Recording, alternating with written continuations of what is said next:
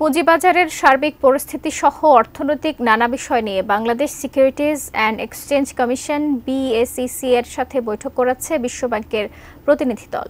রাজধানীর বিএসইসি ভবনে রোববার সকালে বৈঠক শুরু হয়। বৈঠক শেষে সভায় আলোচিত বিষয় নিয়ে সাংবাদিকদের সাথে আলাপ করেন বাংলাদেশ সিকিউরিটিজ অ্যান্ড এক্সচেঞ্জ কমিশনের চেয়ারম্যান খন্দকার রাশেদ মাকসুদ। তিনি জানান, বিশ্বব্যাংকের সাথে পুঁজিবাজারের সুশাসন ফেরানো নিয়ে আলোচনা হয়েছে। এ বিষয়ে বিশ্বব্যাংক কারিগরি সহায়তা দেবে বলেও জানিয়েছেন তিনি।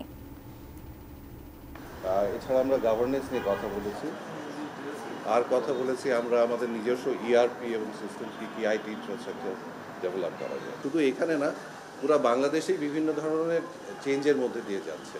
তো সেটা যে একবারে সমস্ত কিছু হচ্ছে সেটা তো হচ্ছে না। অলরেডি সেই বোর্ডটা চলে এসেছে, ওনারা খুব তাড়াতাড়ি কাজ শুরু করবে।